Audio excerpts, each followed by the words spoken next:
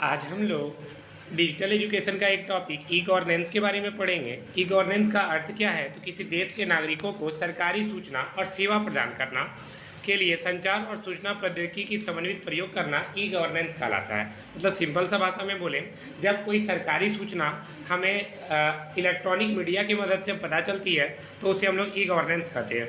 E governance में ई का अर्थ electronic है। यूरोपीय परिषद ने ई शासन को निम्न प्रकार से परिभाषित किया है। सार्वजनिक कार्रवाई के 3 क्षेत्रों में इलेक्ट्रॉनिक प्रौद्योगिकी का उपयोग। सार्वजनिक अधिकारी और नागरिक समाज के बीच में क्या संबंध है, इसको भी इलेक्ट्रॉनिक की मदद से दिखाया जाता है। लोकतांत्रिक प्रक्रिया के सभी चरणों में सार्वजनिक प्राधिकरणों का कामकाज इलेक्ट्रॉनिक लोकतंत्र के अंतर्गत आता है। सार्वजनिक सेवा, बहुत सारे इलेक्ट्रॉनिक सार्वजनिक सेवाओं का भी प्रावधान किया गया है। जैसा कि आप सभी जानते हैं कि अगर आप रेल से यात्रा कर रहे हैं तो उसमें आप एक नंबर दिया हुआ रहता है जो टोल फ्री नंबर होता है। अगर आपके जो कोच है या बूथ है, उस कोच का अगर टॉयलेट या बाथरूम काम नहीं कर रहा है अच्छा से, उसका फ्लश बॉक्स काम नहीं कर रहा है, तो आप वहाँ पर उस नंबर पे कंप्लेंट कर सकते हैं और विद इन 30 मिनट्स आपको सुविधा मुहैया हो जाती है। तो ये क्या होता है, किसके जरिए संभव हो पाया? इलेक्ट्रॉनिक के जरिए संभव हो पाया। अब आता है ई गवर्नेंस के उदय के पीछे कारण क्या रहती है? तो शासन का जटिल होना। नॉर्मली क्या होता है, कोई भी चीज़ का जो संस्थाएं या शासन व्यवस्था है ये काफ़ी ज़्यादा जटिल होती है, जिससे लोग सामान्यतः सॉल्व नहीं कर पाते, वहाँ तक पहुँच नहीं कर पाते। यही कारण है कि इसमें इलेक्ट्रॉनिक्स मीडिया को शामिल किया गया। इसके अलावा समय के साथ साथ धीरे धीरे सरकार से नागरिकों की अपेक्षाओं में वृद्धि हो रही है। इसी कारण से ई गवर्नेंस का उदय हुआ। जैसे कि पहले के टाइम में हम लोग को एफआईआर कराने के लिए थाना के अंदर जाना पड़ता था, वहाँ के दरोगा साहब से हमें काफ़ी रिक्वेस्ट करनी पड़ती थी, तब जाके हम एफआईआर दर्ज करवा पाते थे। लेकिन वर्तमान समय में ऐसा नहीं है। आज हम लोग एफआईआर ऑनलाइन भी दर्ज करा सकते हैं, या कोई भी तरह का पेमेंट कटवाना हो, लर्निंग लाइसेंस या ड्राइविंग लाइसेंस बनाना हो, तो आप चाहें तो इसे ऑनलाइन भी करा सकते हैं। सर ये ठीक है। तो एआई जैसा ही होगा। हाँ, ये भी लगभग एआई से ही संबंधित है, लेकिन इसमें बातें क्या होती है कि इसमें हर एक चीज़ को ऑनलाइन अपडेट किया जा रहा है। ठीक है, जिसकी मदद से हमें सुविधाएं मिलती है। किसके माध्यम से? गवर्नमेंट के माध्यम से। अब आता है ई गवर्नेंस की विशेषताएं या विभिन्न धारणाएं। पहला आता है प्रशासन। राज्य को आधुनिक बनाने के लिए आईसीटी का उपयोग। आईसीटी प्रबंधन सूचना प्रणाली एमटीएस के लिए डेटा रिपोजिटरी का निर्माण और रिकॉर्ड्स का कंप्यूटरीकरण। आज के ज़माने में बहुत सारे भूमि का राजस्व का जो विभाग है उसे कंप्यूटरीकृत कर दिया गया है। आज हम अपनी ज़मीन का कागजात को नेट पर ऑनलाइन देख सकते हैं। यह एक ई गवर्नेंस का एक प्रकार है। पहले इसके लिए हम लोग देवघर जिला के रहने वाले लोगों को दुमका जाना पड़ता था, वहाँ जा कर के पैसा देना पड़ता था, अधिकारियों के चक्कर लगाने पड़ते थे, तब हमें अपने ज़मीन का पर्ची मिलता था। जबकि आज ये काम आसानी से मिनटों में घर बैठे हो जाता है। अब आता है ई सेवाएं। इसका उद्देश्य राज्य और नागरिकों के मध्य संबंध को मजबूत करना भी है।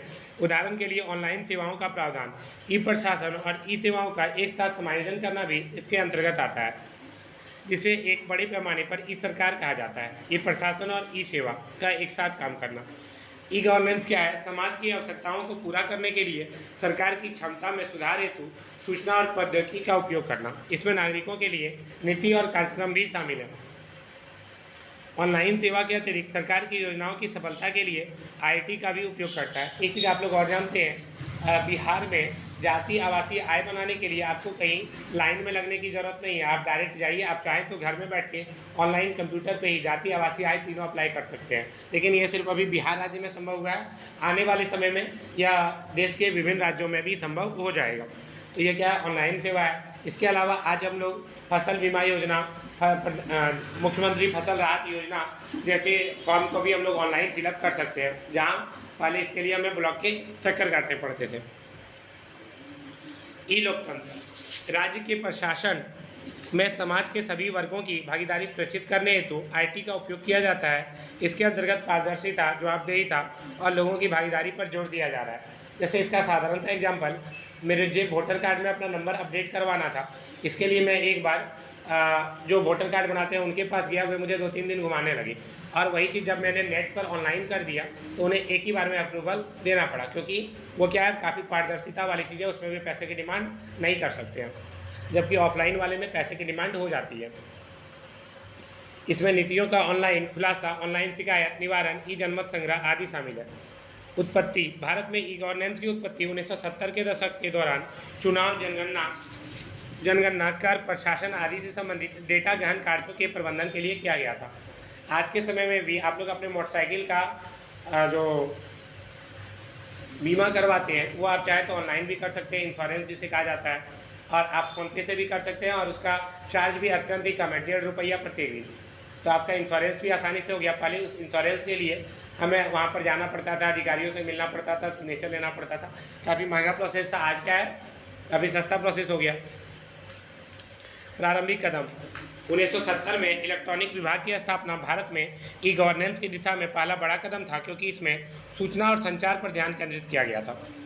1977 में स्थापित राष्ट्रीय सूचना विज्ञान केंद्र NIC ने देश के सभी जिला कार्यालयों को कंप्यूटरीकृत करने के लिए जिला सूचना प्रणाली कार्यक्रम शुरू किया है। ई अवेंटस को बढ़ावा देने की दिशा में 1987 में NICNET राष्ट्रीय उपग्रह आधारित कंप्यूटर नेटवर्क की शुरुआत भी हुई थी, जो एक क्रांतिकारी कदम था। इसका उद्देश्य क्या है ई गवर्नेंस का? पहला, नागरिक को बेहतर सेवा प्रदान करना, सहयोगी और उत्तरदायिता का पालन करना, आज़ादी के माध्यम से लोगों को जोड़ना, ये होगा। विद्यालयों में सुधार करना, व्यापार और उद्योग के साथ साथ व्यापार में भी सुधार करना। ई अवेंटस के मुख्य स्तंभ क्या क्या हैं? लोक, प्रक्रिया, प्रौद्योगिकी, संसाधन।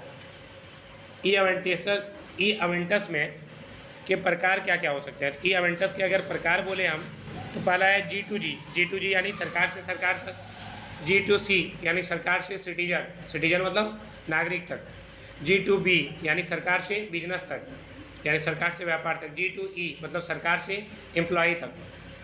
भारत में नवीनताएं क्या है? ई अवसर के लाभ भी कई सारे दिए गए हैं। ई आवश्यकता से कार्य और सेवा में सुधार आया है। ई अवेंटस के माध्यम से सरकार को सारे आंकड़े क्या होते हैं? आसानी से उपलब्ध हो जाते हैं। आंकड़ों का विश्लेषण करना आसान हो गया है। योजनाएं और नीति बनाना भी आसान है। ई अवधि के परिणाम स्वरूप एक सामान्य डाटा तैयार हो जाता है, जिसका उपयोग विभिन्न दस्तावेजों के लिए किया जा सकता है। जनता और सरकार के बीच एक स्वस्थ और सतत संवाद होता है। अगला है आपका दिया हुआ, सुशासन के लिए सरकार की ओर से एक महत्वपूर्ण कदम है युवाओं को आसान बनाना, युवाओं के कार्यों को आसान बनाना, जिससे प्रशासन आसान बन सके, इसको गति दी जा सके, और ई अवसर के माध्यम से ही संभव है। ई अवसर से व्यवसाय और नए अवसरों का सृजन भी हुआ है ई गवर्नमेंट के आने के कारण। ई अवेंटस से संबंधित चुनौतियाँ क्या क्या? पहला, यहाँ पे अवसंरचना का अभाव है।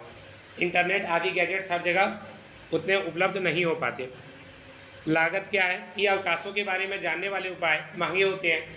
नॉर्मल सा बात है, जो भी इलेक्ट्रॉनिक वाला चीज़ है सबको पता है कि ऑनलाइन FIR होता है। आज आप लोग सुने तो आप लोग को पता होगा, पहले आप लोग नहीं जानते थे।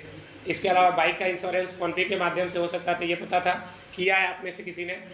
बिजली बिल आप लोग जो जमा करने जाते हैं, आप लोग वहाँ जाके जमा करते हैं ना, आप लोग को पता है बिजली बिल फ़ोनपे के माध्यम से कर सकते हैं? किए हैं कभी? नहीं किए हैं तो आगे से कीजिएगा, आप लोग आसानी से कर सकते हैं, भीड़ में लंबा लाइन लगाने की जरूरत नहीं है। तो इस सब के लिए क्या होता है? भारी सार्वजनिक प्रसारण की आवश्यकता होती है। भारत में उत्तर पश्चिम देशों की तरह ई कन्वेंशन के पहले चरण में कंपनी की लागत प्रमुख उत्पादों में से एक है, और निरीक्षण और सुरक्षा। लेकिन हाँ, इसमें भी कई सारी बातें आ सकती है। डेटा लीक हो सकता है, आपका विश्वास खतरा में पड़ सकता है। ई अवेयरनेस मंडल के सदस्यों के हितों की सुरक्षा मानक का ध्यान रखना पड़ेगा। अगला है आपका डिजिटल डिवाइड। ई अवेंटस सेवाओं का लाभ उठाने वाले और इन सेवाओं से विपक्ष लोगों की संख्या के बीच के मध्य में बहुत अधिक अंतर है। डिजिटल विभाजन के अनुसार अमीर, गरीब, पुरुष, महिला, शहरी, ग्रामीण आदि सभी क्षेत्रों में देखा जाता है। इस अंतर को कम करने की आवश्यकता भी की गई है। सुझाव क्या दिया जाता है? ग्रामीण क्षेत्रों में ई शासन की पहली मंजिल की पहचान और विश्लेषण करने की पहली वर्षगांठ मनाई गई है। सरकार क्या करती है? सभी लोगों को जोड़ने का काम करती है। ई गवर्नेंस की मदद से लोगों को काफ़ी सारा मदद मिलता है, लागत में कमी आती है, नई नई चीज़ों का सृजन होता है। इसके अलावा आप लोग ये क्लाउड स्टोरेज सुने होंगे, क्लाउड राज, मेघराज यानी कि GI क्लाउड सही दिशा में काम करता है। ICT आप लोग देखिएगा, जो आप लोग फेसबुक पे जो डाटा डालते हैं वो क्या होता है? सेव रह जाता है। आपके फ़ोन में है क्या? नहीं ना। तो मतलब वो क्या होता है? क्लाउड सीडिंग के रूप में फेसबुक वेबसाइट के पास चला के हम जब चाहें उसको फिर क्या कर सकते हैं? एक्सेस कर सकते हैं। तो इस प्रकार निष्कर्ष क्या निकलता है, ई गवर्नेंस सेवाएं भारत में गति पकड़ रही है, सार्वजनिक जागरूकता बढ़ाने की बात की गई है, डिजिटल डिवाइड को कम किया जा रहा है। इसकी सफलता इस हद पर निर्भर करती है कि हाई स्पीड इंटरनेट की उपलब्धता पर निर्भर करती है। निकट भविष्य में 5G तकनीक का प्रसार होगा और हम लोग इसके बारे में और ज़्यादा जान सकेंगे। आप देख सकते हैं आजकल 5G आ चुका है, ऊपर में देख ही सकते हैं। इससे क्या हो सकता है, आप लोग ज़्यादा से ज़्यादा नेट वगैरह का उपयोग कर सकते हैं। Okay, thank you. आप पढ़ रहे थे आशीष सर के साथ। आज के लिए बस इतना ही। अगर वीडियो पसंद आए तो लाइक, कमेंट, शेयर, सब्सक्राइब कर दीजिएगा। ज़रूरत हो तो इस नंबर पे कॉल कर सकते हैं। Okay, bye, see you.